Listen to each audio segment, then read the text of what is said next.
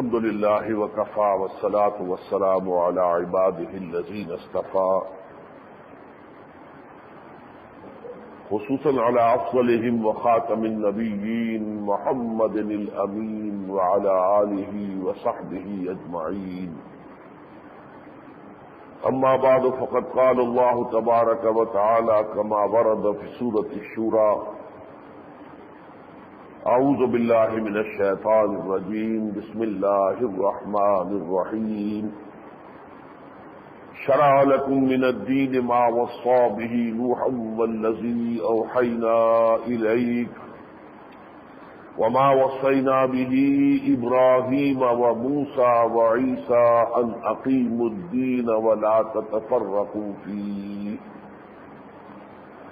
وقال عز وجل كما ورد في سورة النساء: يا أيها الذين آمنوا أطيعوا الله وأطيعوا الرسول وأولي الأمر منكم فإن تنازعتم في شيء فردوه إلى الله والرسول إن كنتم تؤمنون بالله واليوم الآخر ذلك خير وأحسن تأويلا. صدق الله العظيم. رب اشرح لي صدري ويسر لي أمري واحلل عقدة من لساني يفقهوا قولي. اللهم ربنا ألهمنا رشدنا وأعذنا من شرور أنفسنا. اللهم أرنا الحق حقا وارزقنا اتباعه وأرنا الباطل باطلا وارزقنا اجتنابه. اللهم وفقنا لما تحب وترضى وتقبل منا فإنك خير المتقبلين. آمین یا رب العالمین. اس ہفتے کے دوران میرے نزدیک ایک اہم واقعہ یہ ہوا کہ جو اس وقت ہماری مرکزی حکومت میں وزیر ہیں امور مذہبی کے، وہ لاہور تشریف لائے اور یہاں کچھ متحدہ علماء کونسل کے نام سے کوئی ادارہ ہے، اس کی جانب سے استقبالیہ تھا. اس میں انہوں نے کوئی تقریر کی. اس تقریر کی جو رپورٹنگ نوائے وقت میں ہوئی تھی وہ واقعہ یہ ہے کہ بہت ہی تشویش انگیز، اور اس میں بہت سے مسائل جو ہیں جن کو کہ متنازعہ بنا کر پیش کر دیا گیا تھا، اس کے ضمن میں ضرورت ہے وضاحت کی. اگرچہ جس روز انہوں نے یہ بیان دیا تھا مجھ سے نوائے وقت کے دفتر سے بات کی گئی تھی ٹیلی فون پر، اور ان کی وہ باتیں بتا کر مجھ سے میرا رد عمل معلوم کرنے کی کوشش کی گئی تھی. جیسے کہ اخباری دنیا کا معمول ہے، عام طور پر وہ چاہتے ہیں کہ کوئی گرم قسم کا اور ذرا نمک مرچ لگا ہوا کوئی رد عمل آئے تاکہ وہ اخبار میں چھپے تو وہ ذرا لوگوں کی تفنن طبع کا بھی اور لوگوں کی دلچسپی کا بھی موجب ہو.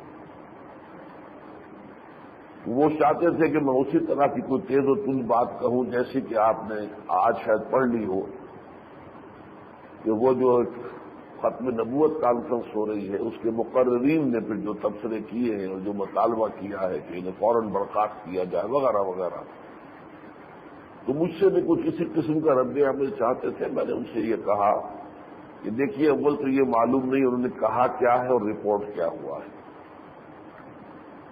ہو سکتا ہے کہ بعض چیزوں کی ان کی طرف سے تردید ہو جائے. باقی جو بات انہوں نے کہی ہے اس کا بھی ایک محمل ہے، اس کا بھی ایک ایسا پہلو ہے کہ جو قابل تسلیم ہے. اگرچہ وہ ایک جزوی حقیقت ہے، اور جزوی حقیقت بسا اوقات جو ہے وہ گمراہ کن ہو جاتی ہے. جیسے ہم کہتے ہیں کہ نیم ملا خطرہ ایمان اور نیم طبیب نیم حکیم خطرہ جان. اسی طرح کی یہ بات ہوتی ہے کہ وہ جزوی حقیقت جو ہے اگر اس کے دوسرے پہلو کو بھی نہ کھول دیا جائے تو وہ گمراہ کن ہو سکتی ہے. بہرحال آج کے اخبار میں ان کی تردید آئی ہے، لیکن تردید میرے نزدیک کافی نہیں آئی ہے۔ اس میں جو بات انہوں نے کہی تھی قادیانیت کے بارے میں، اس کے ضمن میں صرف یہ کہا ہے کہ میرے سیاق و سباق سے کاٹ کر شائع کر دیا گیا، یہ نہیں کہا کہ جو بات میری طرف منسوب کی گئی ہے وہ غلط ہے، اور بعض دوسرے امور جو ہیں ان کے بارے میں کوئی انہوں نے وضاحت بھی نہیں کی ہے، کوئی تردید بھی نہیں کی ہے۔ تو بہرحال آج میں چاہتا ہوں اس کے ضمن میں مفصل گفتگو کروں۔ آج نمائے وقت میں لاہور کے جو پرانے دانشور ہیں، ان میں جو کمیونسٹ ذہن کے دانشور ہیں، ان میں سے عبداللہ ملک صاحب ہیں کہ جو کالم لکھتے رہتے ہیں، مضامین ان کے شائع ہوتے ہیں نمائے وقت میں، ان کا بھی ایک مضمون شائع ہوا ہے جس میں اسی قسم کی باتیں کی گئی ہیں، اور چونکہ اس میں 2 جگہ میرا نام بھی لیا گیا ہے تو میں چاہتا ہوں کہ اس کے ضمن میں بھی وضاحت ہو جائے۔ وہ بھی نفاذ اسلام کے ضمن میں بہت سے سوالیہ نشان پیدا کر رہے ہیں۔ کل میں اسلام آباد میں تھا، وہاں بعض اہم شخصیات سے ملاقات ہوئی، تو میں نے وہاں بھی یہ باتیں جو آج میں یہاں بیان کرنے چلا ہوں ان کے سامنے پیش کی۔ تو میں یہ چاہتا ہوں کہ ذرا زیادہ بڑے پیمانے پر یہ باتیں سامنے آ جائیں۔ جہاں تک تو عبداللہ ملک صاحب کے موقف کا تعلق ہے، اس میں تو سوائے اس کے کہ کچھ سوالیہ نشان کھڑے کر دیے گئے ہیں، کوئی اور بات ایسی نہیں ہے جس پر توجہ کی جائے، اور ظاہر بات ہے جس مکتبہ فکر کے وہ شخص ہیں ان سے اس کے علاوہ کسی بات کی توقع بھی نہیں ہو سکتی، تو ان کی میں کسی بات پر اس وقت تبصرہ نہیں کر رہا۔ لیکن چونکہ ڈاکٹر محمود احمد غازی اس وقت بڑی اہم حیثیت میں ہے، وہ تو پہلے تو وہ سیکورٹی کونسل جو ہماری تھی اس کے رکن تھے، اب بھی بہرحال وہ وفاقی وزیر ہیں برائے امور مذہبی، اور جہاں تک میں ان کو جانتا ہوں کہ وہ بھلے آدمی ہیں، شریف آدمی ہیں، مخلص آدمی ہیں، عالم آدمی ہیں، لیکن مجھے محسوس یہ ہو رہا ہے کہ وہ جو اقبال کہتا ہے کہ خراب کر گئی شاہی بچے کو صحبت زاغ، یہ جو ہمارے آج کل کا جو نظام وہاں ہے اس میں جو ویسٹ کی اسپانسرڈ این جی اوز ہیں، نان گورنمنٹ آرگنائزیشنز، جن کو باقاعدہ انتخابات میں بھی میدان میں لانے کا ایک عزم ہے جو سامنے آ چکا ہے، تو ان کی مصاحبت جو ہے میں سمجھتا ہوں کہ وہ کچھ رنگ لا رہی ہے، اور اس کا ان کے طرز فکر پر بھی کوئی اثر پیدا ہوا ہے۔ جہاں تک تو قادیانیت کے بارے میں ان کی بات تھی کہ یہ جذبات کے اندر ایک معاملہ کر لیا گیا، اور یہ کہ جن لوگوں نے اس کے لیے مہم چلائی تھی ان میں سے کسی نے شاید کوئی کتاب ایک بھی نہ پڑھی ہو قادیانیت کے بارے میں۔ جیسا کہ میں نے کہا، انہوں نے اب بھی یہ نہیں کہا ہے کہ میں نے یہ بات نہیں کہی، بلکہ صرف یہ کہا ہے کہ یہ سیاق و سباق سے کاٹ کر کہی گئی، گویا کہ بات کو انہوں نے تسلیم کیا ہے۔ میں نے اس بات کی اس حد تک توجیہ کی تھی، کیونکہ میں نے کوئی مخالفانہ بیان نہیں دیا تھا، اسی روز نمائے وقت میں میرا وہ بیان اختصار کے ساتھ آ گیا تھا۔ میں نے کہا تھا یہ بات ٹھیک ہے، عوامی تحریکیں جب چلا کرتی ہیں تو عوام الناس سے یہ توقع نہیں ہوتی کہ وہ ان مسائل کے جملہ پہلوؤں کی علمی تحقیق کر لیں، کبھی بھی نہیں ہوتا۔ معاملہ یہ ہے کہ جہاں تک خواص تھے، علماء تھے، تمام مسالک اور تمام مکاتب فکر کے علماء کا متفقہ فیصلہ تھا، تو وہ کوئی جذباتی فیصلہ نہیں تھا، وہ تو سال ہر سال سے چلا آ رہا تھا فیصلہ۔ اس میں شیعہ، سنی، دیوبندی، بریلوی، اہل حدیث، پھر جماعت اسلامی کی بھی جو قیادت سامنے آئی، سب کے سب اس پر متفق تھے کہ یہ قادیانی اور احمدی جو ہے یہ دائرہ اسلام سے خارج تھی۔ ظاہر بات ہے انہوں نے تو بغیر پڑھے یہ بات نہیں کی تھی، انہوں نے غلام احمد قادیانی کی کتابیں بھی پڑھی تھی، پھر یہ کہ بڑی ضخیم کتابیں لکھی گئی ہیں۔ الیاس برنی صاحب کی کتاب رد قادیانیت پر آئی تھی، بہت سب سے پہلی وہی کتاب تھی، بہت ضخیم، یہ حیدرآباد دکن کے ایک شخص تھے، انہوں نے سب سے پہلے متوجہ کیا ہے علماء کو کہ یہ کیا حفوات ہیں اور کیا یہ بکواس ہے جو یہ شخص کر رہا ہے۔ تو قادیانی مذہب کی حقیقت، یہ ان کی کتاب تھی، بڑی ضخیم۔ پھر یہ کہ 1953 میں مولانا مودودی صاحب کا جو چھوٹا سا کتاب کیا تھا قادیانی مسئلہ، اس پر انہیں پھانسی کی سزا بھی سنا دی گئی تھی۔ بہرحال جو بھی دانشور تھے اس ملک میں، انہوں نے غور کیا تھا، سوچا تھا، پڑھا تھا، لکھا تھا، البتہ ظاہر بات ہے کہ عوام ہمارے جو ہیں وہ علماء پر اعتماد کرتے ہیں. آپ عوام میں سے ہر شخص کے بارے میں یہ توقع نہیں کر سکتے کہ وہ تحقیق کریں گے اور سمجھیں گے اور پہلے غلام احمد قادیانی کتابیں ساری حاصل کریں گے اور اس کو مطالعہ کریں گے، پھر علماء کا دیکھیں گے، پھر محاکمہ کریں گے، اس میں جج بن کر بیٹھیں گے کہ کس کی بات صحیح. یہ نہیں ہوتا. بلکہ جو معتمد علیہ علماء ہیں انہوں نے جب وہ بات کہی ہے انہوں نے اس کو اختیار کر لیا. اور تحریر تو ظاہر بات ہے جذبات میں چلتی ہے. وہ تو بڑے سے بڑے مفکر بھی یہ کہتے ہیں، جبران خلیل جبران کا یہ جملہ ہے کہ عقل سے روشنی حاصل کرو لیکن جذبات کے تحت حرکت کرو. عقل حرکت نہیں کرنے دیتی آدمی کو. عقل کے تو معنی باندھنے کے ہیں. عقل کہتے ہی اس کو ہے. وہ اقال جو ہوتا تھا عربوں کا، وہ رسی ہوتی تھی ان کی کہ جس سے وہ اونٹ کا گھٹنا باندھ دیتے تھے. بدو کہیں اترا اونٹ سے اور وہ یہ بھی چاہتا تھا کہ اونٹ بھاگ نہ جائے، لیکن یہ بھی کہ ذرا ادھر ادھر چل پھر کر کچھ نہ کچھ کی کر کے کچھ درخت سے کچھ جھاڑیاں منہ مار کر کچھ اپنا ناشتہ بھی کر لے. تو وہ یہ کرتے تھے کہ ایک پاؤں جو ہے اس کا ایک ٹانگ اس کو یوں کر کے اور گھٹنا باندھ دیا. اب وہ 3 ٹانگوں پر کھڑا ہے تو دوڑ تو نہیں سکتا. اب وہ اچک اچک کے ادھر سے جا کے کچھ لے آتا ہے. اس کو رسی کو اقال کہتے تھے، باندھنے والی، گھٹنے کو باندھنے والی رسی. اب جب اس نے سفر دوبارہ شروع کیا وہاں سے وہ رسی کھولی اور اپنے سر پر باندھ دی. اس کو رکھنا تو ہے نا کہیں نہ کہیں. یہ ہے اس کا شان نزول جو کہ ان کے لباس کا ایک جو ہے مستقل پھر حصہ بن گیا اور بڑے سنہری قسم کے اور بڑے قیمتی اقال بننے لگے. لیکن اصل اس کا پس منظر یہ ہے. تو عقل تو باندھنے والی شے ہے. بے خطر کود پڑا آتش نمرود میں عشق، عقل ہے محو تماشائے لبے بام. ابھی اس میں کوئی شک نہیں کہ جب تحریک ہوتی ہے وہ جذبات ہی میں چلتی ہے، وہ عقل کے تحت نہیں چلا کرتی. ہاں لیکن ڈائریکشن کا فیصلہ عقل کے تحت ہوتا ہے. فیصلہ علماء کا جو تھا وہ سوچا سمجھا تھا اور غور و فکر کے بعد تھا، متفق علیہ تھا. اتنا بڑا اجماع تو کسی بھی مسئلے میں ہمارے ہاں کم سے کم پاکستان کی تاریخ میں نہیں ہوا ہے. ایک اور ہوا تھا اور وہ تھا آئلی قوانین کے بارے میں کہ اس کی بات شکل جو ہے شریعت اسلامی سے متصادم ہے. یہ 2 اجماع ہمارے ہاں بڑے ہوئے ہیں، بہت بڑے ہوئے ہیں. تمام علماء، تمام مکاتب فکر کے علماء. بہرحال جہاں تک تو قادیانیت کا مسئلہ ہے میں اس سے زیادہ اس پر بحث نہیں کرنا چاہتا، اس لیے کہ آج انہوں نے اس پر تلافی کی ہے اور بہت زور شور کے ساتھ اس تحریک کی اور اس کو لے کر چلنے والے علماء کی مد و ثنا کی ہے. اور اس سے بھی اندازہ یہ ہوتا ہے کہ پہلے ان سے اس معاملے میں کوئی کوتاہی ہوئی تھی جس کی تلافی کی انہوں نے آج جو ہے بھرپور کوشش کی ہے. لیکن جہاں تک معاملہ ہے اس ملک میں اسلام کے نفاذ کا، اس کے بارے میں ان کا یہ کہنا کہ اس کے راستے میں نہ بھارت رکاوٹ ہے، نہ امریکہ رکاوٹ ہے، نہ فرانس رکاوٹ ہے، رکاوٹ خود عوام ہے. یہ بات بھی اگر اس اعتبار سے کہی جاتی کہ عوام خود دین پر عمل نہیں کرتے، اگر عوام دین پر عمل کرنا شروع کر دیں تو حضور کی تو حدیث یہ ہے کہ اعمالکم عمالکم، تمہارے اپنے اعمال ہی تم پر حاکم ہو جاتے ہیں. جیسے تم ہوگے، ایک اور حدیث میں فرمایا کما تکونون کذالک یؤمر علیکم، جیسے تم خود ہوگے ویسے ہی تمہارے اوپر امراء اور جو تمہارے حکمران ہیں وہ آ جائیں گے. اس معنی میں تو یہ بات صحیح ہوتی.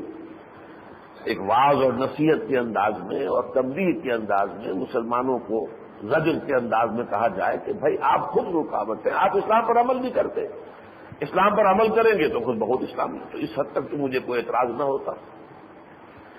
غسل میں بیان کیا ہے کہ تو ہر شخص کی اپنی شریعت ہے اور نفاذ شریعت کے نتیجے میں جو پابندیاں آئیں گی انہیں کوئی قبول کرنے کو تیار نہیں. میرے نزدیک بالکل غلط باتیں جو انہوں نے کہی. ہر شخص کی کوئی علیحدہ شریعت نہیں ہے. یہ وہ باتیں ہیں کہ جو پاکستان بننے کے فوراً بعد جب قرارداد مقاصد پاس ہوئی ہے تو اس کے بعد بھی کچھ دانشور میدان میں آئے تھے اور انہوں نے یہی جو ہے راگ الاپا تھا کہ کس کا اسلام، شیعہ کا اسلام لاؤ گے یا سنی کا لاؤ گے، دیوبندی کا لاؤ گے کہ بریلوی کا، کس کا اسلام لاؤ گے، وہابی کا لاؤ گے یا سنی کا لاؤ گے. اب یہ ساری باتیں تھیں ان کا کہ جواب دیا تھا اس وقت علماء کرام نے. تمام مکاتب فکر کے علماء جمع ہو کر اور انہوں نے 22 اصول دستور کے متفق علیہ لوگوں کے سامنے رکھ دیے. آج میں سمجھتا ہوں کہ شاید اسی طرح کی کوئی فضا اوپر بن چکی ہے اس لیے کہ عربی کا ایک مقولہ ہے کہ ظرف میں جو ہوتا ہے وہ ٹپکتا ہے. کسی برتن میں پانی ہے تو پانی ہی ٹپکے گا، اس میں دودھ ہے تو دودھ ٹپکے گا. تو جو کچھ اندر ہے، اب حکومت کی وہ جو اعلیٰ ترین سطح ہے اس پر جو بھی اس وقت ذہن کار فرما ہے، تو ان کے ذریعے سے بھی جو چیزیں مترشح ہو کر آ رہی ہیں، ٹپک رہی ہیں، تو در حقیقت وہ اس کی عکاسی کرتی ہے. اسی لیے میں اس کو اہمیت دے رہا ہوں. اسی طریقے سے انہوں نے کہا کہ سود کی ادائیگی کو بند کرنے کا تو ہر شخص کہہ رہا ہے، لیکن اس صورت میں جو پابندیاں لگیں گی اس کو برداشت کرنے کے لیے 14 انسان بھی پاکستان میں نہیں ہے. یعنی 1 کروڑ میں 14 انہوں نے اس لیے کہا کہ 14 کروڑ کی آبادی جو ہے ہماری ہے، تو 1 کروڑ میں 1 انسان بھی ایسا نہیں ہے جو اس کی پابندی کو گوارا کرنے کو تیار ہو جائے گا. میرے نزدیک یہ ساری باتیں جو ہے بہت ہی گمراہ کن ہیں. مزید انہوں نے یہ بات بھی کہہ دی ہے، اور میں سمجھتا ہوں کہ اصل میں کانٹے کی بات یہی ہے. اس سے پہلے وہ کہیں کسی ترنگ میں بیان دے بیٹھے تھے کہ اگلے سال مارچ تک سود کا مکمل سدباب ہو جائے گا اور سپریم کورٹ کے فیصلے پر مکمل تعمیل ہو جائے گا. اب وہ چونکہ تاریخ آ رہی ہے قریب، اب آپ ستمبر میں ہیں، 3 مہینے اس سال کے رہ گئے، 3 مہینے 6 مہینے کے اندر تو کچھ ہوتا نظر نہیں آ رہا. اس لیے کہ وہ جو ایک ول ہوتی ہے، the will to do something, ایک عزم اور ارادہ، وہ اس کا فقدان ہے، وہ ہے ہی نہیں. اور ہماری یہ جو بھی رجیم اس وقت ہے برسر اقتدار، اس کے سامنے سوائے ایک آلٹرنیٹو کے کہ ہر صورت میں ہمیں یونائٹڈ نیشنز اور ورلڈ بینک اور IMF کے ساتھ اپنے آپ کو ٹانک کر رکھنا ہے. کوئی اور دوسرا جو ہے متبادل ہے ہی نہیں راستہ. اس حوالے سے ان کا یہ کہنا جو ہے اصل میں بہت محل نظر ہے. یہ بھی کہہ دیا انہوں نے، ہو سکتا ہے ہم سپریم کورٹ سے مزید مہلت مانگ لیں.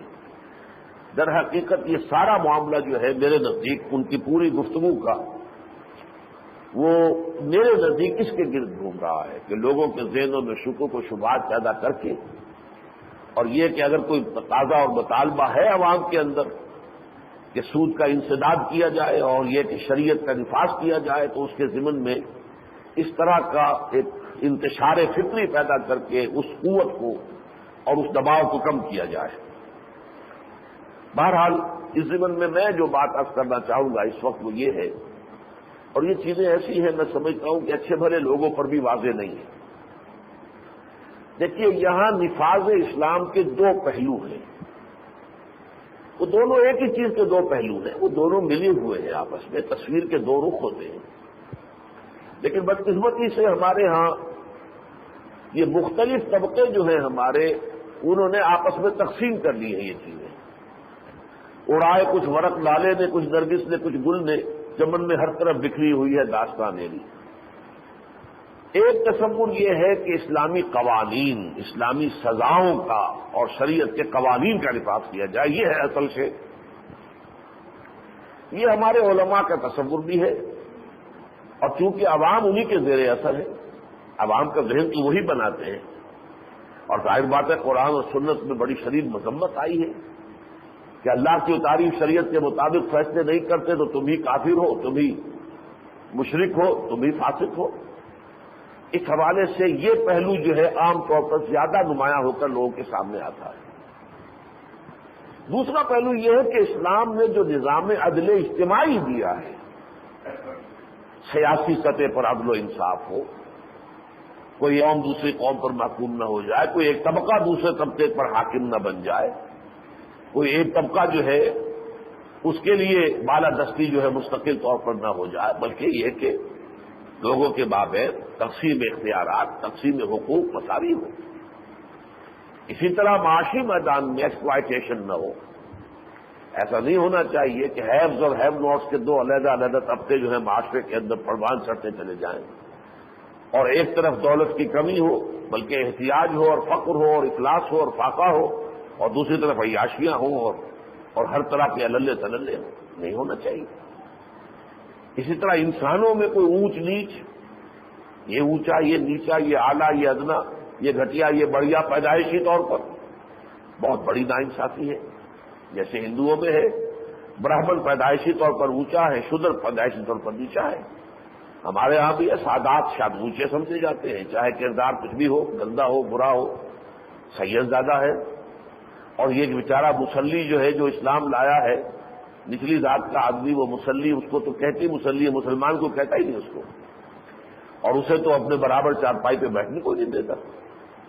یہ صورتحال جو ہے، یہ سارے جو اونچ نیچ ہیں، ایکسپلائٹیشنز ہیں، ان سب کا خاتمہ یہ ہے بعض حضرات کے نزدیک نفاذ اسلام کا اہم تر پہلو۔ اور ہمارے جو دو قیام پاکستان کے ضمن کی دو عظیم ترین شخصیات جو ہیں، علامہ اقبال بھی اور قائد اعظم بھی، ان دونوں کے سامنے نفاذ اسلام کا یہ پہلو زیادہ نمایاں ہے۔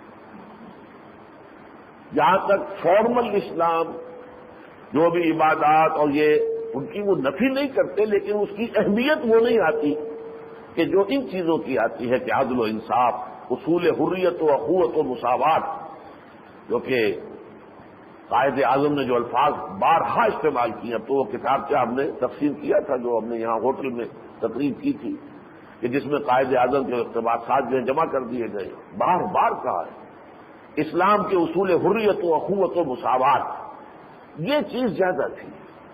البتہ جیسا کہ میں نے عرض کیا کہ اس کو سمجھنا یوں چاہیے کہ یہ ایک ہی تصویر کے دو رخ ہیں، اس لیے کہ جو بھی پولیٹیکو سوشو اکنامک سسٹم دیا ہے اسلام نے، وہ نظام ظاہر بات ہے کہ کسی نظریاتی اور فکری اور اعتقادی بنیاد پر قائم ہے، اور اس کو قائم رکھنے کے لیے کچھ عبادات اور شعائر اسلام کا سہارے کی ضرورت ہے۔ اسی لیے کہا گیا صلاۃ عماد الدین، دین کا ستون ہے نماز۔ یہ نماز دین کے نظام کو کھڑا رکھنے والی شے ہے۔ فاستعینوا بالصبر والصلاۃ، اس نظام کو قائم کرنے کی جد و جہد میں بھی اور اسے قائم رکھنے میں بھی مدد لو نماز سے اور صبر سے۔ تو یہ دونوں چیزیں در حقیقت جس میں لا ینفک ہیں۔ ایمفیسس کے اعتبار سے یقیناً فرق ہے کہ علماء کے نزدیک عبادات کی اہمیت جیسے تبلیغی جماعت ہے، اب یہ بھی تو در حقیقت ہمارے ہاں جو طبقہ علماء ہے اسی کا ایک حصہ ہے جو متحرک ہو گیا ہے، ڈائنامک ہو گیا ہے۔ تصور وہی ہے جو ہمارے علماء کا ہے، جو کہ ہمارے راسخ العقیدہ مسلمان ہیں، انہی کے تصورات کو انہوں نے ایک بڑی عظیم حرکت اور تحریک کے ذریعے سے اسے ایک شکل دے دی ہے، ڈائنامک۔ لیکن یہ کہ بہرحال ہے یہ اسلام کا حصہ، اس میں کسی شک و شبہ کی گنجائش نہیں۔ حدود ہے، تعزیرات ہے، اسلام کی ہے، وہ ہے اسلام کا حصہ۔ لیکن یہ کہ ساتھ ہی ذہن میں رہے کہ یہ اصل شے نہیں ہے، اصل شے وہ نظام عدل اجتماعی ہے، لیکن یہ سہارا ہے جس کے بغیر وہ قائم نہیں ہوتا۔ ظاہر بات ہے کہ اصل شے تو ہمیں چھت مطلوب ہے، لیکن چھت کے نیچے ستون ہوں گے تو چھت کھڑی ہوگی نا، چھت کیسے کھڑی ہو جائے گی؟ ہوا میں کھڑی کر دیں گے چھت، دیواریں بنائیں گے تو اس کی بنیاد ہوگی، یہ دیواریں ہوں گی، یا پھر یہ کہ کالمز جیسے آج کل کھڑے ہو جاتے ہیں، یہ دیواریں بھی ضرورت ہی نہیں ہے، کالمز کے اوپر آپ نے چھت جو ہے اس کا پورا ڈوٹ لے لیا ہے، تو کالمز کی بھی ضرورت ہے، بنیاد کی بھی ضرورت ہے۔ تو در حقیقت اسلام کی یہ عمارت جو ہے، جس کا نظام تو ہے عدل اجتماعی، وَأُمِرْتُ لِأَعْدِلَ بَيْنَكُمْ، مجھے حکم ہوا تمہارے مابین عدل قائم کرو، لیکن اس عدل کی چھت کو قائم کرنے کے لیے پہلے بنیاد ہے، ایمانیات ہیں، عقائد ہیں، نظریات ہیں ہمارے، وہ گویا کہ بنیاد کے طریقے سے فاؤنڈیشن کی جگہ ہے، پھر یہ پلرز کھڑے ہوئے ہیں، اسی لیے ارکان کہا گیا ہے، ارکان اسلام، رکن کسے کہتے ہیں؟ ستون کو کہتے ہیں۔ تو یہ در حقیقت ارکان اسلام ہے، اس کے اوپر وہ عمارت قائم ہوگی کہ جو سوشل جسٹس، پولیٹیکل اعتبار سے بھی کوئی ریپریشن نہ ہو، کسی پر کوئی جبر نہ ہو، کوئی استبدادی بات نہ ہو، لوگوں کو ان کے حقوق ملے، جو ان کے حقوق ہیں انہیں کوئی غصب نہ کرے۔ اسی طرح معاشی جو ہے نظام ایسا ہو کہ دولت کی تقسیم منصفانہ ہو، عادلانہ ہو، اور ہر فرد کی کفالت کی ذمہ داری نظام حکومت لے، جو نظام خلافت لیتا ہے، اور یہ کہ پیدائشی طور پر تمام انسان برابر ہیں، کوئی اونچا نہیں، کوئی نیچا نہیں، کوئی گھٹیا نہیں، کوئی بڑھیا نہیں، کوئی اعلیٰ نہیں، کوئی ادنا نہیں۔ اس نظام کو قائم کرنے کے لیے پہلے اللہ پر ایمان، آخرت پر ایمان، اللہ کے قرآن پر ایمان، اللہ کے نبیوں پر ایمان، محمد الرسول اللہ پر ایمان، پھر یہ کہ یہ ستون کھڑے کرنے ہوں گے، نماز، روزہ، حج اور زکوٰۃ کی عبادات شاعر ہیں، اور ان پر پھر یہ چھت قائم ہوگی۔ اس اعتبار سے میں اصل میں جو بات آج بتانا چاہتا ہوں وہ یہ ہے کہ جہاں تک نفاذ قوانین اسلامی کا تعلق ہے، الحمدللہ کہ ہمارے ملک میں 50 برس یا 52-53 برسوں میں اگرچہ بڑی سست رفتار کے ساتھ کچھ اقدامات کیے گئے ہیں، لیکن ان اقدامات کے نتیجے میں ایک ایسی مشینری ہمارے ہاں وجود میں آ چکی ہے، ہمارے دستور میں ان بلٹ ہے وہ میکینزم، کہ صرف یہ کہ اس کے اوپر جو پابندیاں لگی ہوئی ہیں وہ ہٹا دی جائیں اور ایکٹیویٹ کر دیا جائے، مشینری کو چالو کر دیا جائے، تو نہایت آسانی سے، نہایت سہل انداز میں اور سہج قوانین اسلامی کی ترویج ہو جائے گی، تنفیذ ہو جائے گی۔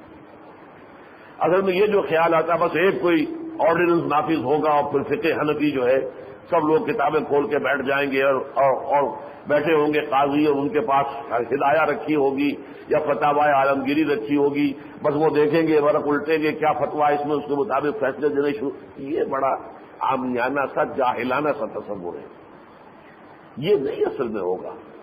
اس لیے کہ میں آپ کو بتا رہا ہوں کہ 53 سال میں ہم نے پیش رفت کی ہے۔ سب سے پہلی پیش رفت یہ کہ قرارداد مقاصد پاس ہو گئے، حاکمیت اللہ کی ہے، پوری دنیا میں واحد ملک ہے پاکستان، کسی اور ملک کے دستور میں، کسی مسلمان ملک کے دستور میں آپ کو یہ بات نہیں ملے گی۔ زیادہ سے زیادہ کیا ہوتا ہے کہ یہاں کا سرکاری مذہب اسلام ہوگا، بس وہ جیسے کرسچین ورلڈ میں ہے آفیشیل ریلیجن از کرسچینٹی، بس اس کے مبادلے میں ہم نے لکھ دیا اسلام، لیکن یہ کہ حاکمیت اللہ کی ہے یہ تو کہیں بھی نہیں، اور یہ تو اقبال یہاں پیدا ہوا تو یہ تصور سامنے آیا نا کہ سروری زیبا فقط اس ذات بے ہمسا کو ہے، حکمراں ہے ایک وہی، باقی بتانے آزری۔ نمبر 2 یہ دفعہ بھی موجود ہے 227 کہ یہاں کوئی قانون کتاب و سنت کے منافی نہیں بنایا جا سکتا۔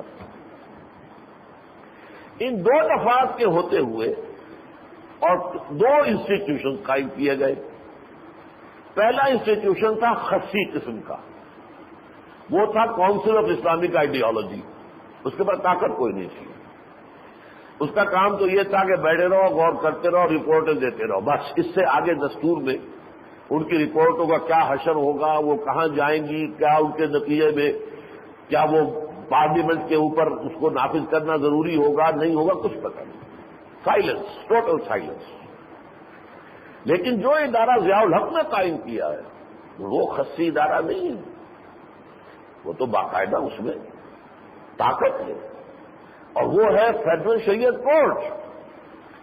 فیڈرل شریعت کورٹ جس قانون کے بارے میں کہہ دے کہ یہ غیر اسلامی ہے، کلی یا جزوی، فلاں شق پورا قانون غیر اسلامی نہیں ہے، فلاں دفعہ غیر اسلامی ہے، جس کا وہ فیصلہ کر لے گی پھر وہ حکم دے گی۔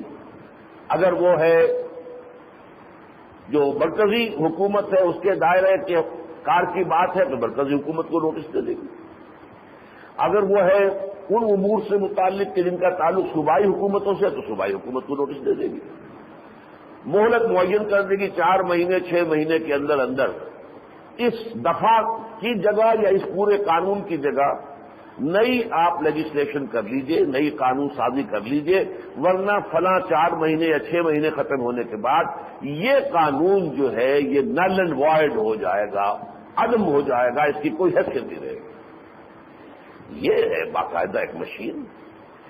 اگرچہ یہ میں نے بارہا آپ سے کہا ہے، اس وقت صرف دوہرا رہا ہوں، ضیاء الحق صاحب نے اس قدر عمدہ مشین جو ہے وہ ہمارے دستور کے اندر اس کا جز بنا دیا، لیکن بدقسمتی چونکہ ہمت نہیں تھی، جرأت نہیں تھی، وہ اپنی حکومت کو قائم رکھنے کے لیے ہر ایک کو خوش کرنے کی انہوں نے کوشش کی ہے، ایکٹر ایکٹریس سے بھی ناراض نہ ہو اور مولوی بھی ناراض نہ ہو، یہ دونوں طرف کا اس نے تو کوشش کی تھی کہ میری حکومت جو ہے کسی طریقے سے چلتی رہے، لہذا اس نے اس ادارے کو اس اعتبار سے بالکل یوں سمجھیے غیر مؤثر کر دیا۔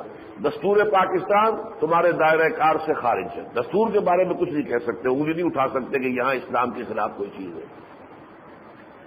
اسی طریقے سے جو جوڈیشل پروسیجرل لاز ہیں، ضابطۂ دیوانی اور ضابطۂ فوجداری، جس کے تحت مقدمے چلتے ہیں کہ کیسے مقدمہ چلے گا، کیسے یہ ثبوت ہوگا، کیا اس کا پروسیجر کیا ہے، یہ بھی تمہارے دائرے سے باہر ہے۔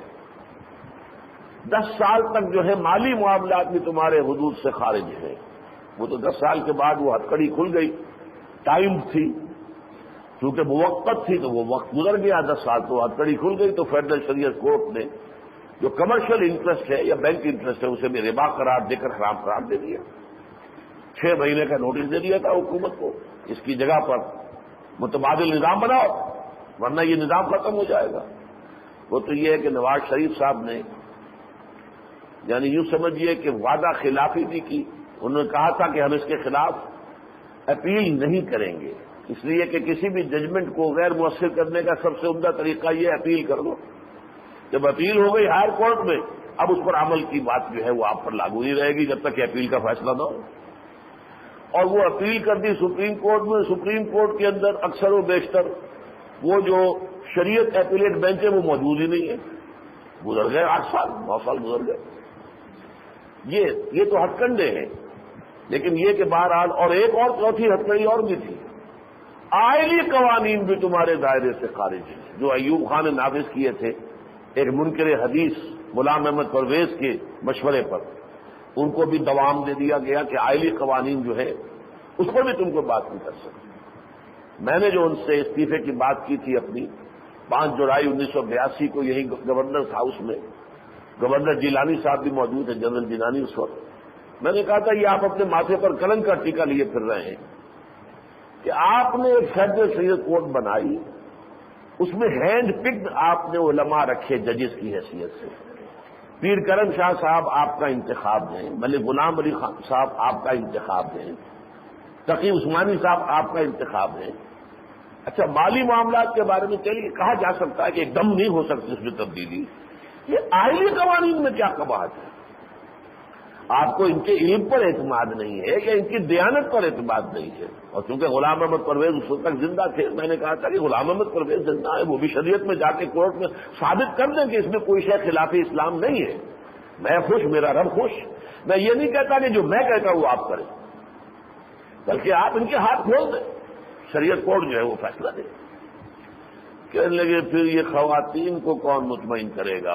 میں نے کہا اگر آپ کی سوچ کا یہی معیار ہے کہ ہر ایک کو مطمئن کرنا ہے تو پھر میں آپ کی شورا میں بیٹھنے کو تیار نہیں. میں استعفیٰ دیا چلا آیا. بلکہ پھر میں نے مولانا تقی عثمانی صاحب کو، چونکہ عمر میں مجھ سے چھوٹے ہیں اور میری آمد و رفت رہتی تھی، ان کے والد صاحب کے ہاں میں حاضر ہوتا تھا مولانا مفتی محمد شفیع صاحب کی خدمت میں، تو میں ذرا ان کے ساتھ ذرا فرینک ہوں. تو میں نے ان سے کہا ہے، باب جبرائیل پر میری ملاقات ہو گئی تھی مدینہ منورہ میں، مسجد نبوی کا جو باب جبرائیل ہے انہوں نے پکڑ لیا. میں نے کہا تمہیں شرم نہیں آتی؟ اس عدالت کے جج بن کر بیٹھے ہوئے ہو جو آئلی قوانین کے بارے میں بھی فیصلہ نہیں کر سکتے.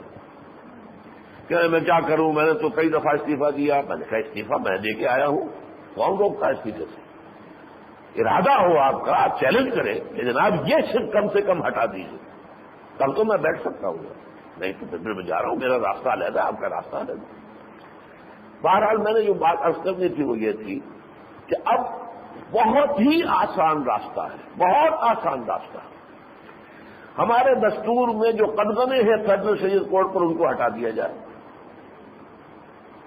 دستور کے اندر بھی کوئی شے غیر اسلامی نہیں، لے دے کے ایک شے نکلے گی اور وہ نکلی.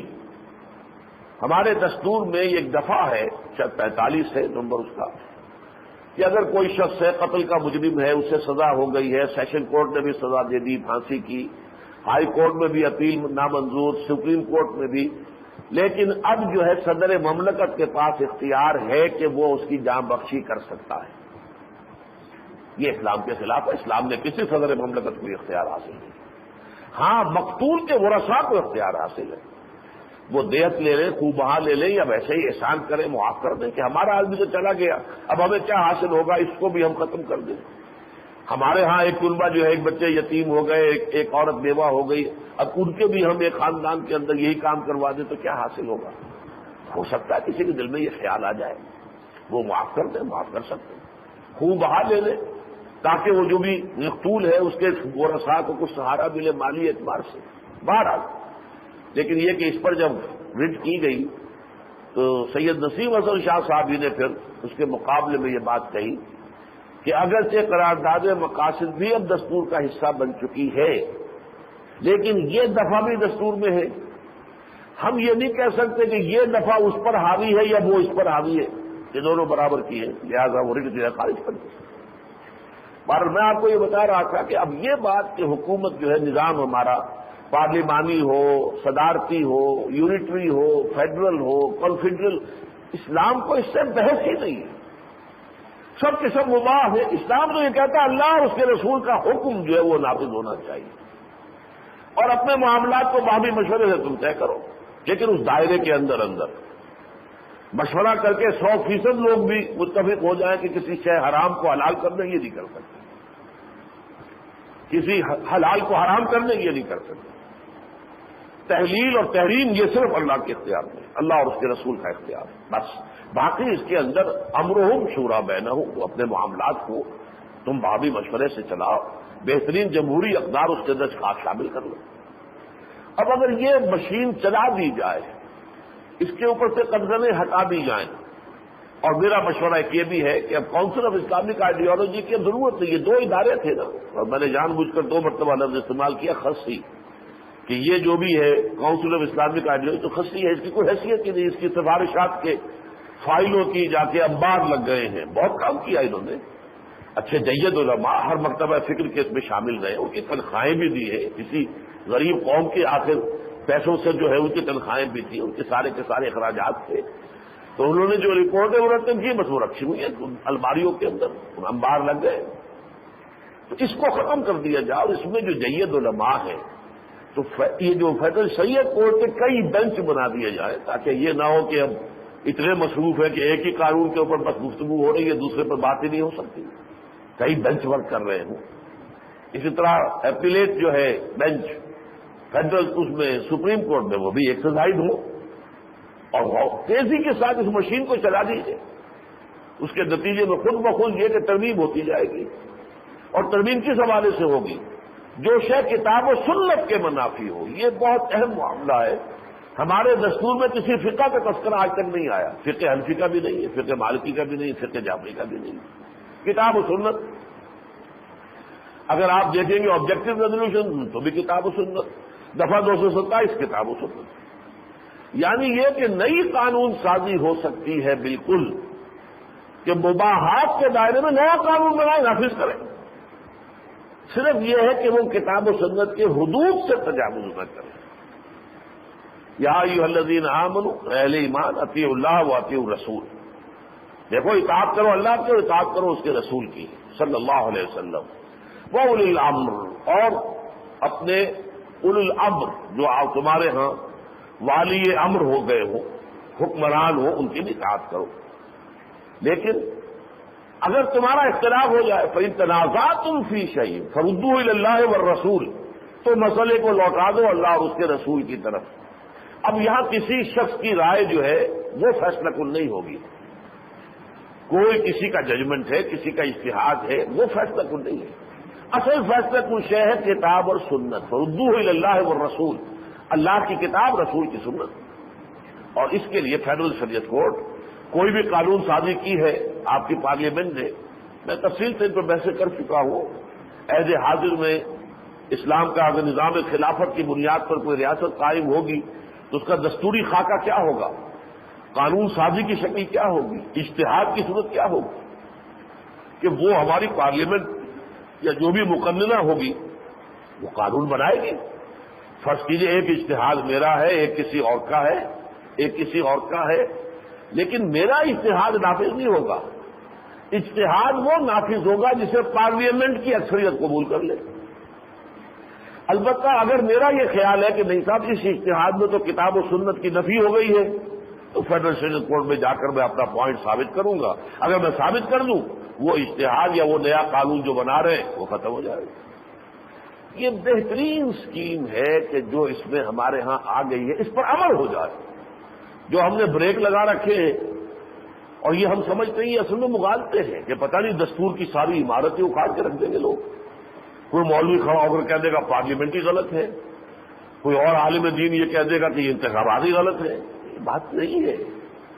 کسی شے کا حرام ثابت کرنا آسان کام نہیں ہے.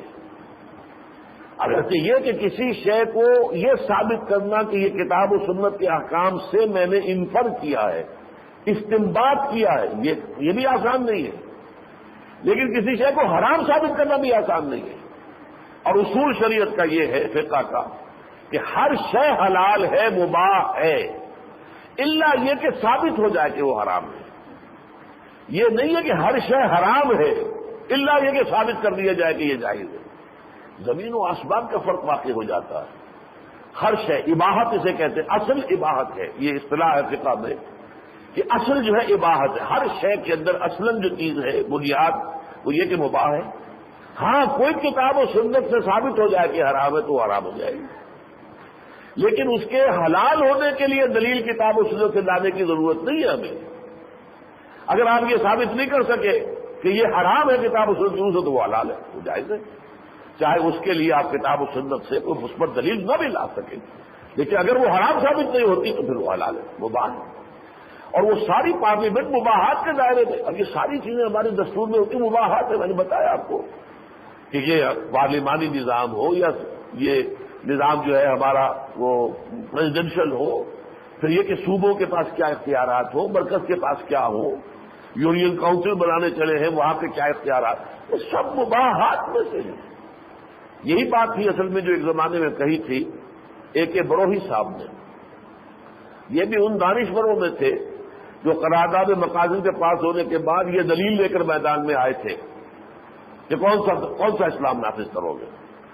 یہ بھی جدید دانشوروں میں تھے نا، بعد میں وہ کنورٹ ہوئے ہیں اور بعد میں تو بڑے اسلام پسند ہو گئے تھے۔ اس وقت وہ بھی اس کروسیڈ میں، اس صلیبی جہاد میں وہ بھی شامل تھے، اور انہوں نے ایک بات کہی تھی کہ اگر کوئی شخص یہ ثابت کر دے قرآن میں کوئی دستور دیا گیا ہے تو میں اسے 1000 روپیہ انعام دوں گا۔ 1000 روپیہ اس وقت بہت بڑی شے تھی، وہ آج جو ہے وہ 1 لاکھ بھی اس مقابلے کے نہیں ہے۔ یہ میں سن 49-50 کی بات کر رہا ہوں۔ تو یہ بات صحیح ہے کہ دستور میں جو چیزیں اہم ترین شمار ہوتی ہیں، کہ پارلیمانی ہو یا صدارتی ہو، صوبوں کے اختیارات کیا ہو، مرکز کے اختیارات کیا ہو، یہ ساری شے مباحات میں سے ہے۔ قرآن و سنت نے کوئی شے آپ پر لازم نہیں کی۔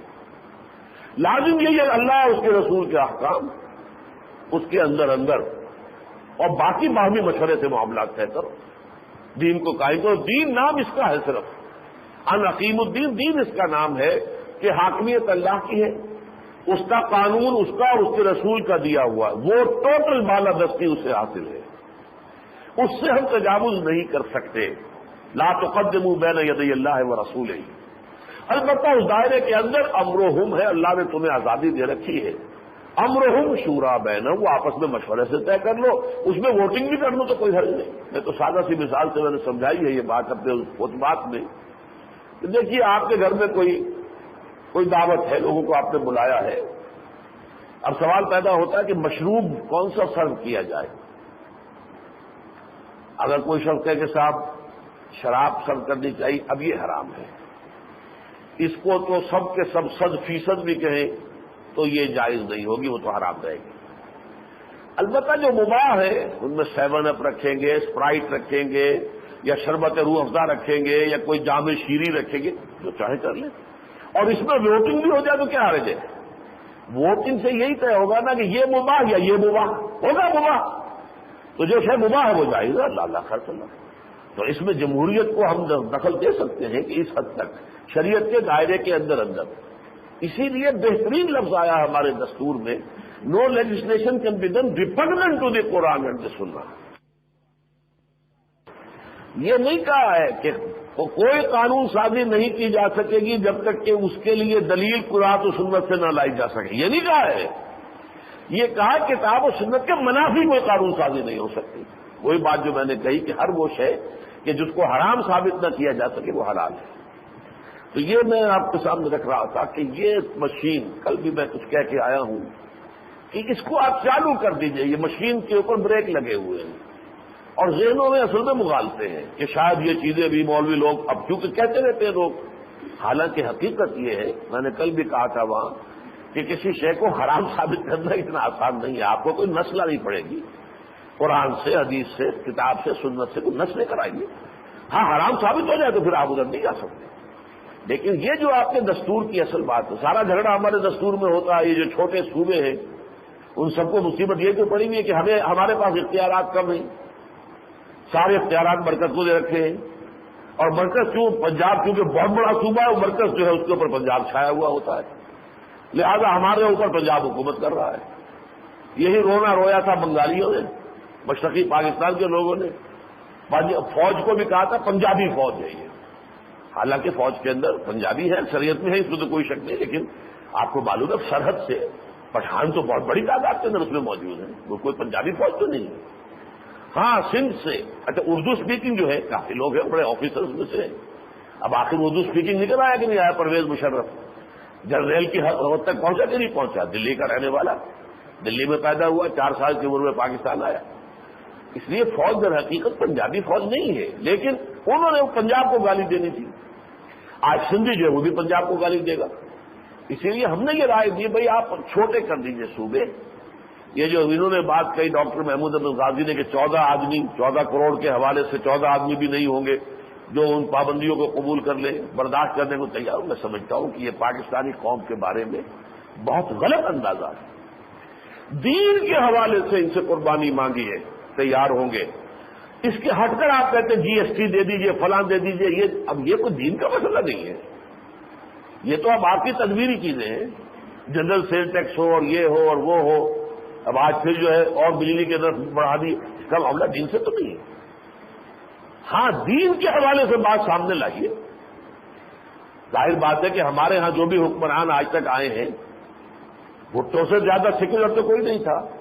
اس نے تو دستور بنایا، اس میں اسلام رکھنا پڑا. کیوں رکھنا پڑا؟ اس ملک کے عوام چاہتے ہیں کہ اسلام ہو. 73 کا دستور جو ہے، اور اس کے ہاتھوں اللہ تعالیٰ نے قادیانیوں کو غیر مسلم اقلیت قرار دینے کا فیصلہ کروایا. انتہائی سیکولر آدمی.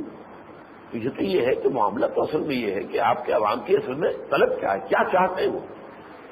آپ اصل میں ان کو اسلام کے نام پر اپیل کیجیے. معلوم ہوگی یہ اسلام کا حکم ہے، اس کو ہم نافذ کر رہے ہیں. بھائی ہمارا حکم نہیں ہے، اسلام کا حکم. وہ تیار ہوگی.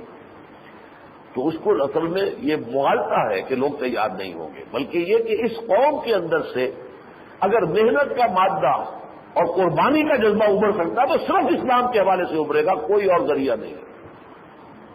اسی لیے اس ملک کو دوبارہ یکجہتی دینے والی شے، اس میں اتحاد کی فضا پیدا کرنے والی شے سوائے اسلام کے کوئی نہیں.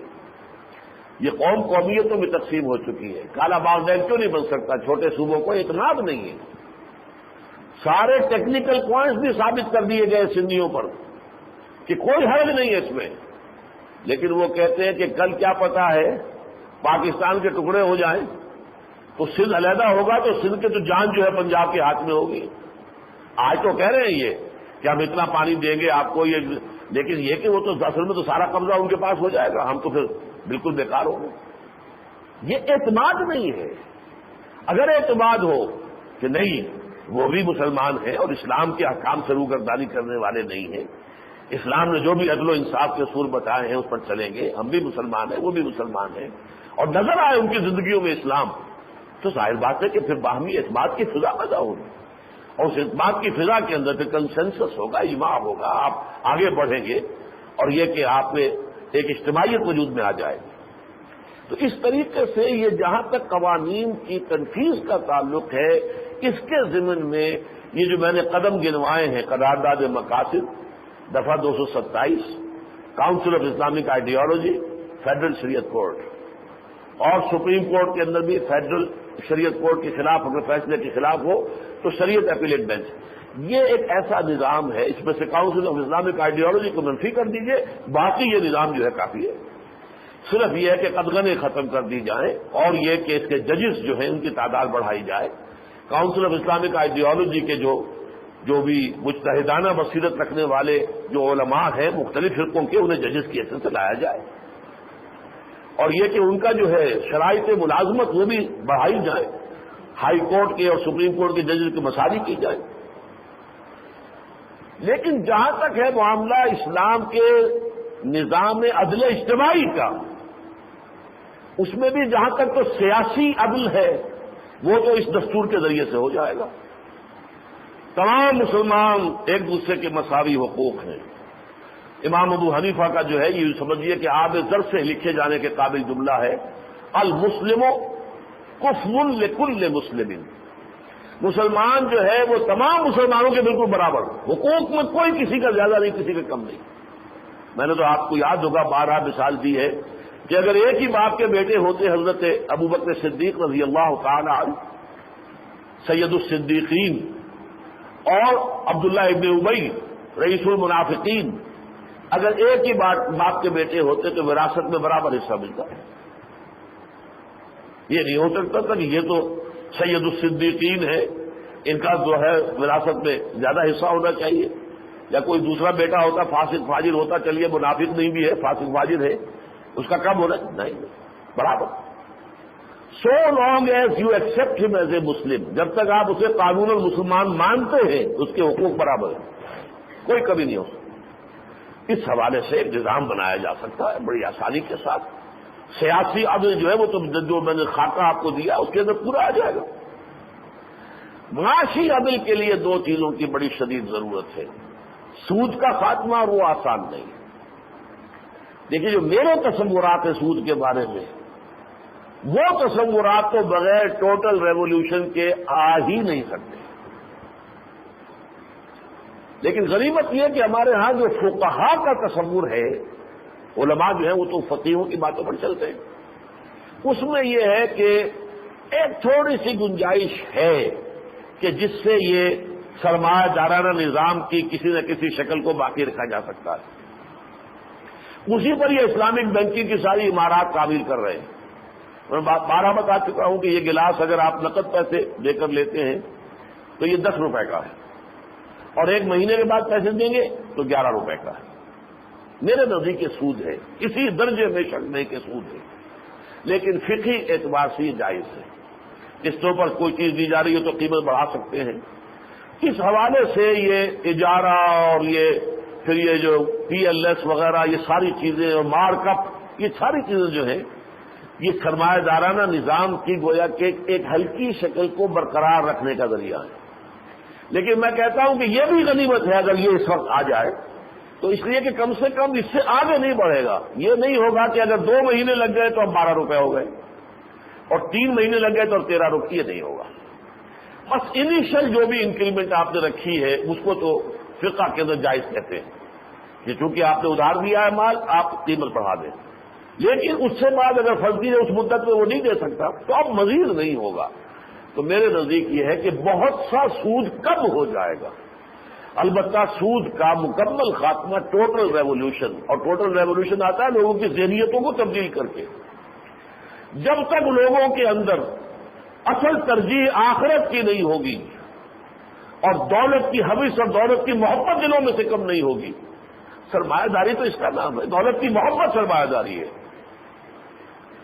علامہ اقبال نے جو ابلیس کی زبان سے کہلوائے اشعار، جانتا ہوں میں یہ امت حامل قرآن نہیں ہے، وہی سرمایہ داری بندہ مومن کا دین۔ یہ مسلمانوں نے بھی اپنے لیے سرمایہ داری کا جواز جو ہے وہ ڈھونڈ لیا۔ 12 کس حوالے سے میں نے کیا کہ اگرچہ ٹوٹل ایریڈیکیشن آف ربا میرے تصورات کے مطابق تو ٹوٹل ریولیوشن کے بغیر ممکن نہیں، البتہ یہ جو بھی فقہی تصورات کے مطابق جو بھی نظام تجویز کیے جا رہے ہیں ان میں سے کسی کو لے آئیے، کم سے کم یہ ہے کہ ربا جو ہے بہت کم رہ جائے گا ہمارے معاشرے میں، اور اس سے یہ کہ عدل اجتماعی کی طرف ہمارا قدم آگے بڑھ جائے گا۔ دوسرا معاملہ جو ہے عدل اجتماعی کے اعتبار سے وہ زمینداری کا ہے۔ ہمارے ہاں تو عظیم اکثریت جو ہے انسانوں کی وہ تو کاشتکار ہیں بیچارے، سب سے بڑی تعداد تو ان کی ہے۔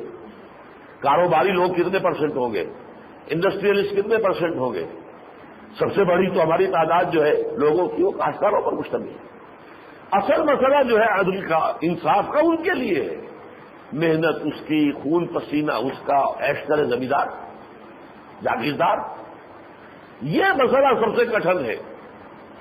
اب اس کے حل کے 2 راستے ہیں، میں نے جو بھی تجویز کروں گا وہ یہ ہے کہ چونکہ اس معاملے میں بھی اسلامی فقہ کے اندر یہ کوتاہی آ گئی، امام ابو حنیفہ کے نزدیک مزارعت حرام، امام مالک کے نزدیک حرام، امام شافعی نے کہا کہ مزارعت اگر اوپن کھیت ہے تو اس میں حرام، البتہ باغ کے تابع اگر کھیتی ہے، باغ ہے اس کے اندر ہی آپ نے گندم بھی لگا دی ہے، بیچ میں درختوں کے درمیان جگہ ہوتی ہے، اس میں مزارعت ہو سکتی ہے۔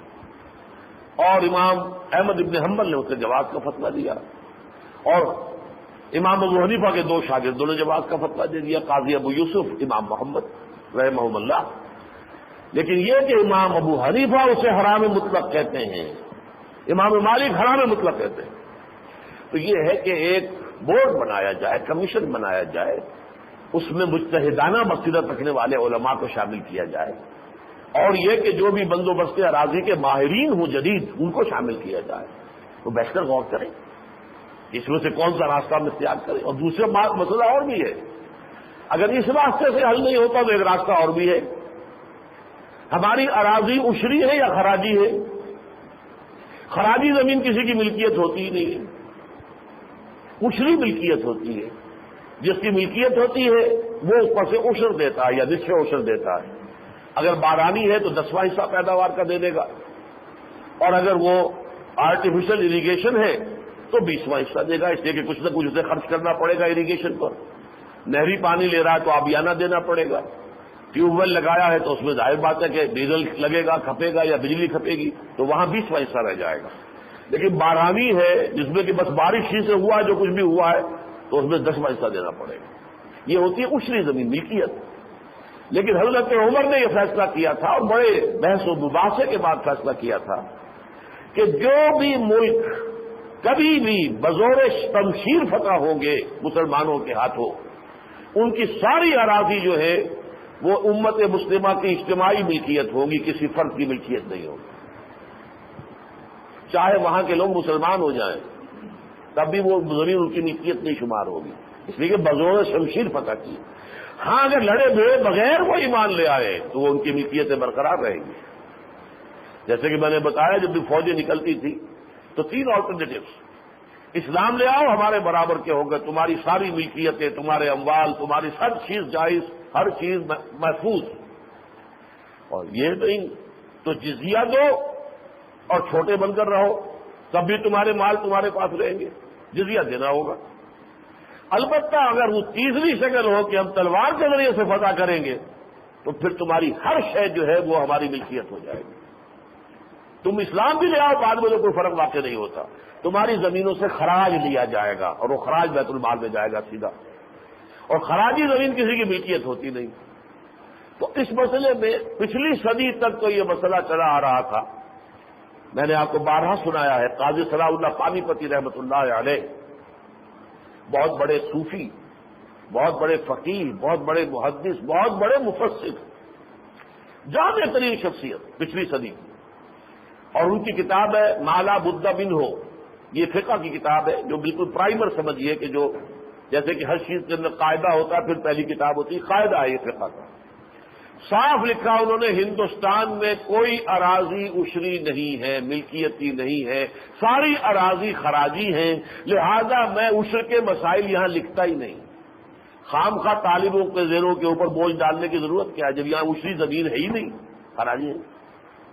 لیکن یہ کہ بہرحال بعد میں مولانا مفتی محمد شفیع صاحب نے کتاب لکھی ہے کہ کہا کہ نہیں یہ عشری ہے، اور اسی پر فتویٰ دے دیا ان کے صاحبزادے نے تقی عثمانی صاحب نے کہ اب یہاں کی زمینداری کے اوپر کوئی بھی آپ پیشہ نہیں چلا سکتے، یہ چونکہ زمینیں عشری ہے، ملکیتی ہے، ملکیتی زمین آپ کسی سے لے نہیں سکتے اس کی مرضی کے بغیر، وہ ہبہ کر دے، وہ خیرات کر دے تو ٹھیک ہے، وہ بیچ دے تو ٹھیک ہے، اس کی مرضی کے بغیر نہیں لے سکتے۔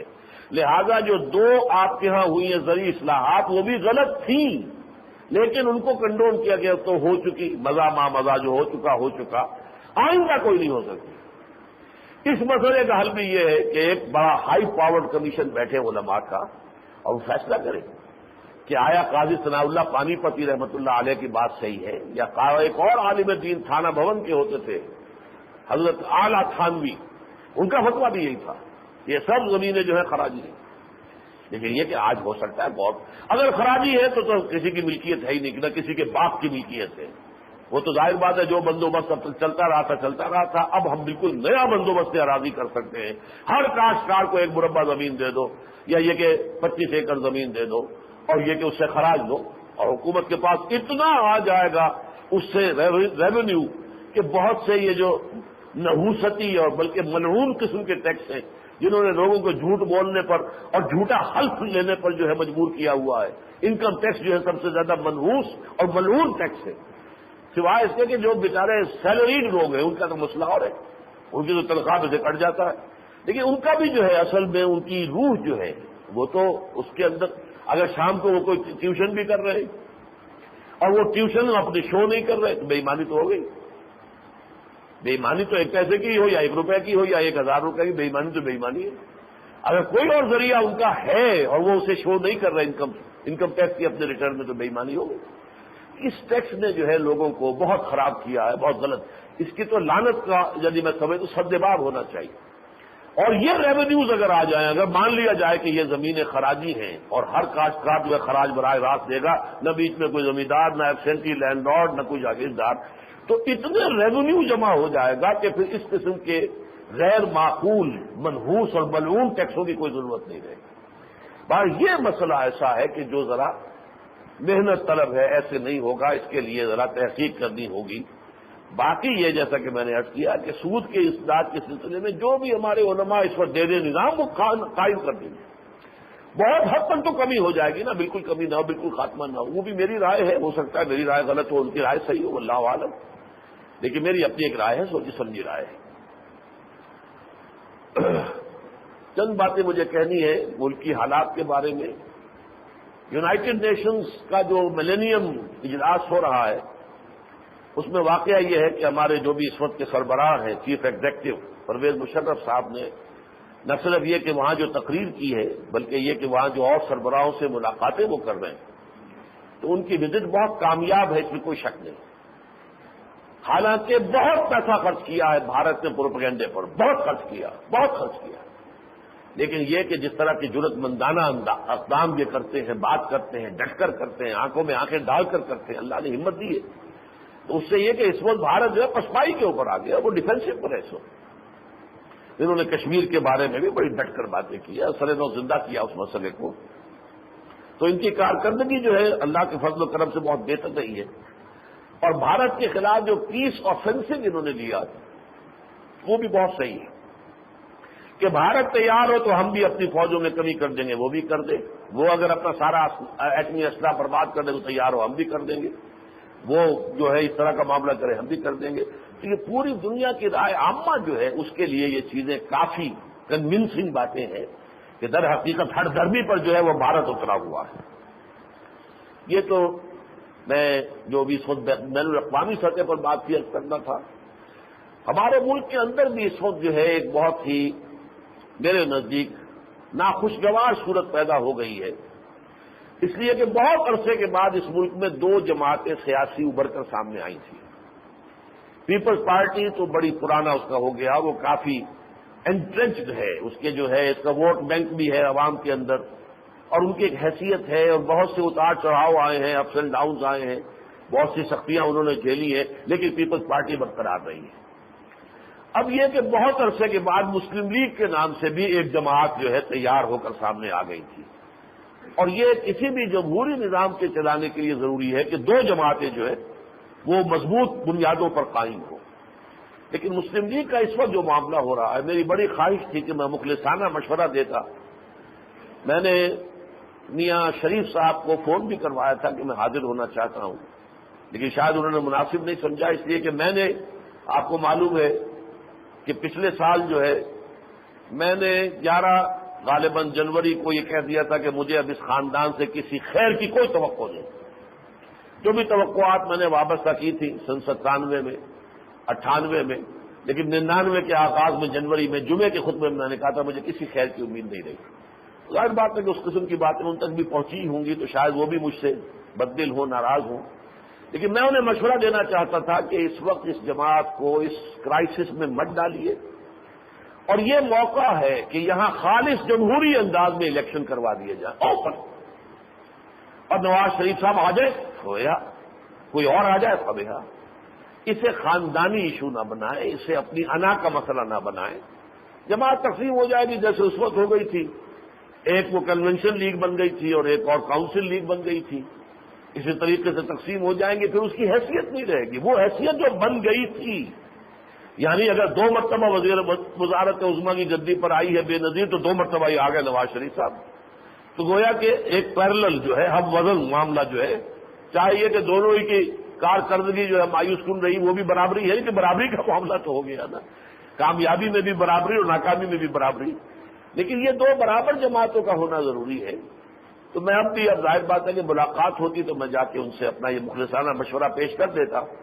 لیکن اب میں چاہتا ہوں کہ اخبارات میں اگر میری یہ بات آ جائے کہ وہ جس طرح بھی ہو اس جماعت کو اپنی جو صدارت ہے نواز شریف صاحب کی، اس کی قربانی دے کر، اور خام خواہ جو ہے بیگم کلثوم نواز صاحبہ کو اس جگہ پر جانشین بنانے کی کوشش ترک کر کے اوپن چھوڑ دے پوری جماعت کے اوپر، جسے چاہے وہ اپنا صدر منتخب کر لیں.